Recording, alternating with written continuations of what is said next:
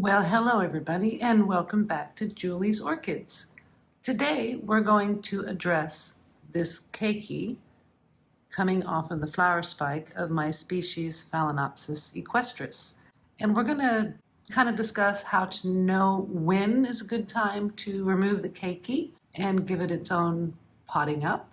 Oh yeah, so be sure to stick around. We're going to take care of this little Keiki.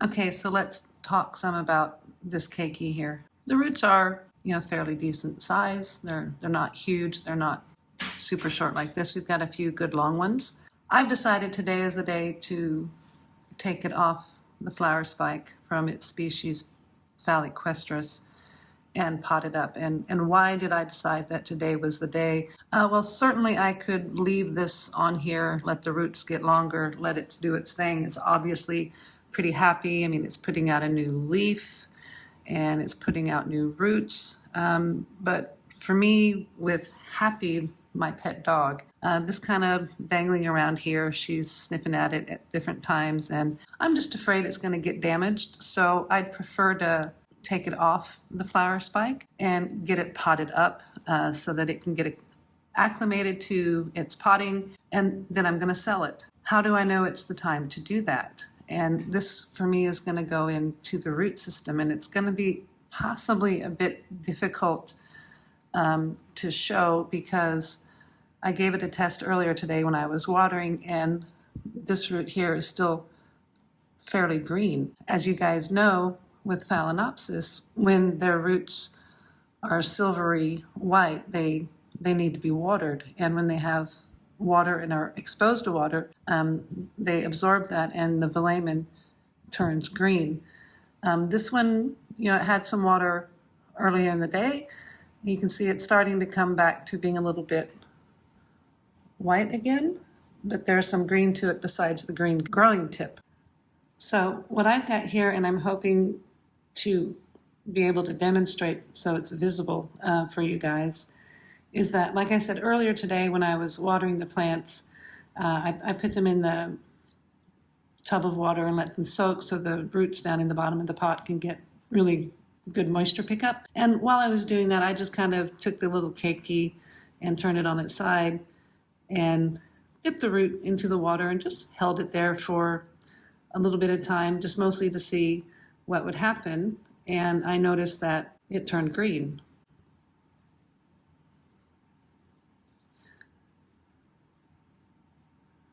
I don't know if you can see it down here, but it's starting to turn green through the middle, right through there.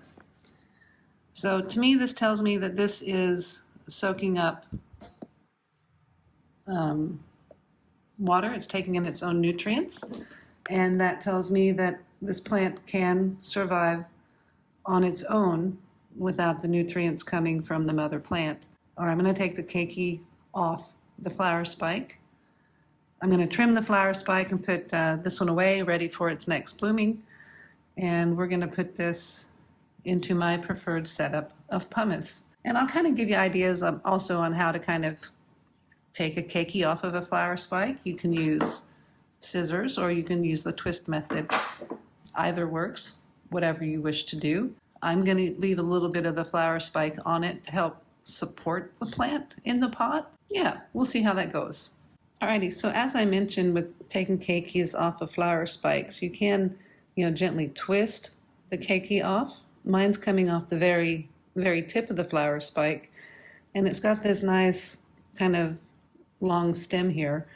And I'm going to use that long stem to help stabilize the plant in its pot.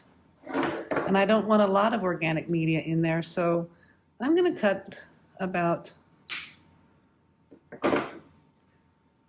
that much off, and then I can use that in the pot to sort of help anchor the plant down in the pot.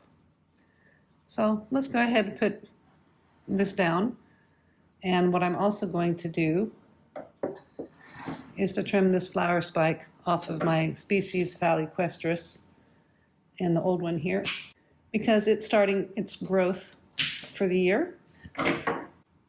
It's putting out new roots, and a new leaf. So I want this to get all of its energy. Yes, I could have let this flower spike get absorbed, but as I mentioned, where it sits on my shelves, Happy tends to brush against that area, and I don't want to risk it, so I just cut it off, and we'll let Phal equestris, which seems quite happy in the pumice and holy pot setup, go back on the shelves and sit there and be happy and grow away until it gives us flowers next season. Okay, so we've gathered the supplies that we're going to need. I'm using the medium-large size pumice, so the 7 to 20 millimeter size pumice. I'm using a very holy pot, and we're going to use the reverse osmosis water. I'm just using plain reverse osmosis water for this. And again, I'm going to do drop the pumice in and let it sink down to the bottom to protect the roots and the velamen on the roots. The reason for that is these have been growing in the air, and they might be a little sensitive to all of a sudden having pumice, even though it's lightweight, banging into it because it's been growing in the air. All right, so let's go ahead and get started with this. I've got, like I said, a bowl full of reverse osmosis water. I've got nothing in this water, no nutrients, no supplements. It's just plain reverse osmosis water. You can use seaweed to help with the root system. I'm out, so we're just going with plain RO water. And as I mentioned again, I'm using the larger sized pumice that I have, which is 7 to 20 millimeters in size. As you can see, the cup here I have is quite a bit taller than the roots. So I'm going to start off by putting a couple handfuls of the pumice into the cup. And let's move that here so you can see a bit better. And this is dry pumice, so it's going to float a bit. That's okay. I kind of prefer it that way because then it sort of falls back down and layers a bit nicer.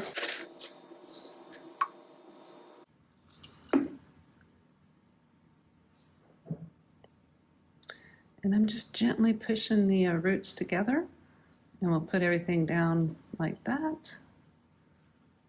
And we'll see how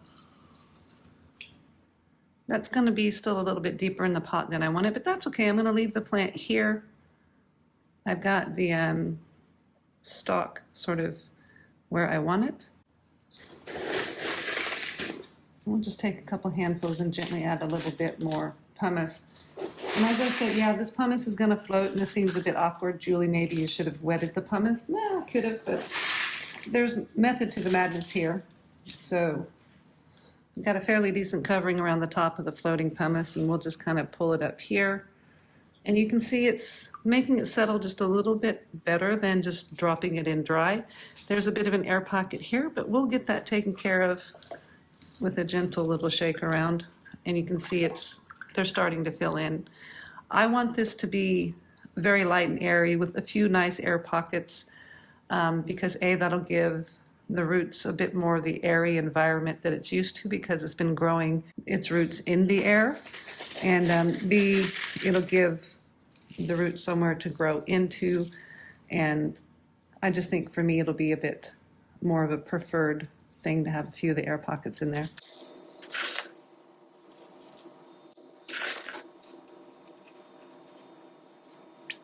You can see you've got that root pretty nicely down into the pot here.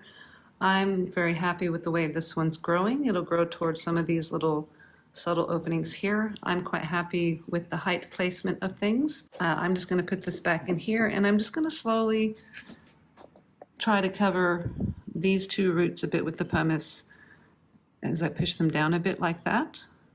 And then I think this one will be just very nicely set up and ready to do its thing here. There's that root is held down. There, I'm pretty happy with that. So what I'm going to do now is we're just going to let this drain out. Okay, so I've decided I'm going to put a little bit of a top dressing of decorative river stones just to help a little bit and to make it look a little bit nicer. So we're just going to let this drain out and put it right there. We'll get these out of the way. Missed a little piece. So what I'm going to do with the little bits that are in there, I'm going to strain those out, put them back in the bucket. There's nothing wrong with them. And I just have these very small little river stones. These are non-porous stones, and they just look pretty on the top, and I think they complement the pumice nicely. And it's going to help those roots, particularly on the top, that will have the air and the pumice against them, perhaps stand a fighting chance of not drying out too much now that they've changed to from being completely aerial to in pumice, and just in case there is a little bit of a wicking effect where the pumice might pull some of the moisture out of the roots, or the roots might suffer from a dry top layer of pumice. And I'm just kind of trying to keep the rocks a little bit here and there. I'll shove that one up underneath, and I think that looks good. Keiki of Phal equestris, all potted up.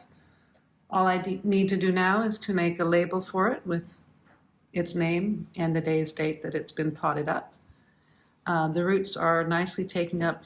They've all kind of greened up quite nicely, so I'm very happy with that.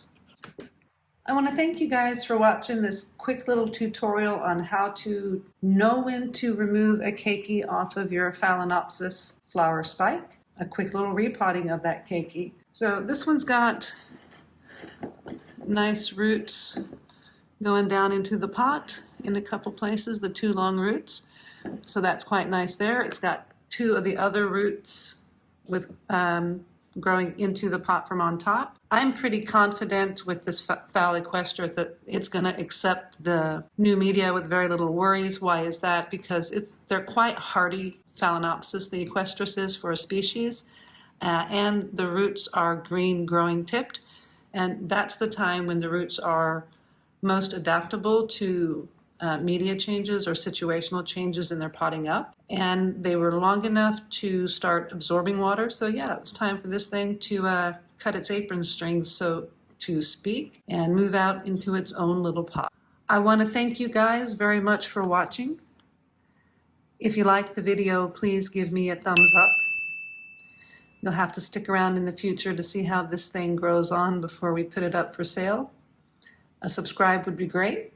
And y'all have a fabulous day. Thank you again.